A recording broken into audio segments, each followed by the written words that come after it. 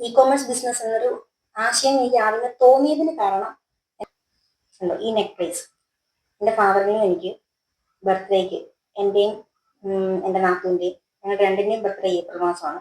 ഞങ്ങൾക്ക് രണ്ടുപേർക്കും ഇത് ഹാൻഡ് മെയ്ഡാണ്, കൈ കൊണ്ട് ഫിനിഷ് ചെയ്തെടുത്ത നെക്ലേസ് ആണിത്.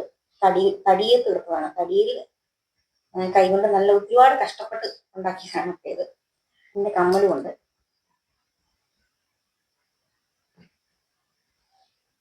കമ്മൽ അപ്പൊ ഞങ്ങൾക്ക് രണ്ടുപേർക്കും അപ്പ ഇത് ഗിഫ്റ്റ് ആയിട്ട് തന്നു.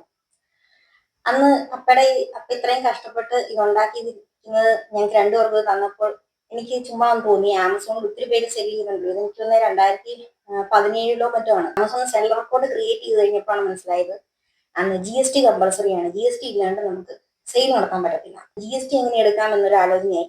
വീടിന്റെ പേരിൽ GST എടുക്കാൻ പറ്റുമോ എന്ന് ഞാൻ ചോദിച്ചു, പലരോടും ചോദിച്ചു. പക്ഷെ ഒരാളെന്നോട് കട്ടായം പറഞ്ഞു എടുക്കാൻ പറ്റത്തില്ല, അങ്ങനെ ബിസിനസ് ചെയ്യാൻ പറ്റത്തില്ല, നമുക്ക് വീടിന്റെ പേരിലൊന്നും GST എടുക്കാൻ പറ്റില്ല. അന്ന് ഇത്രയും വീഡിയോസ് ഒന്നും ഇല്ലായിരുന്നു.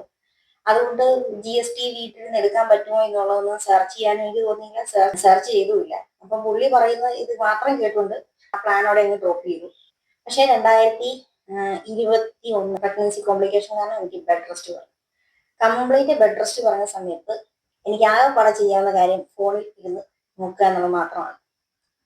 ഞാൻ ഫിലിം കണ്ട് കൂടുതൽ ഇമോഷണൽ പ്രശ്നങ്ങളൊന്നും ഉണ്ടാക്കിയിട്ടുള്ളതെന്ന് കരുതി ഞാൻ ഫിലിംസ് ഒന്നും കാണത്തില്ല, യാതൊന്നുമില്ല. ആകെ ചെയ്യാൻ പറ്റി എനിക്ക് ഒറ്റ പരിപാടി എനിക്ക് അന്നേരം തോന്നിയത് എങ്ങനെ ഒരു ഇ കൊമേഴ്സ് ബിസിനസ് സ്റ്റാർട്ട് ചെയ്യാന്നുള്ളത് റിസർച്ച് ചെയ്യുക എന്നുള്ളത് മാത്രമേ ഉള്ളൂ. അങ്ങനെയാണ് ഞാൻ ആമസോൺ സെല്ലറായി മാറുന്നത്.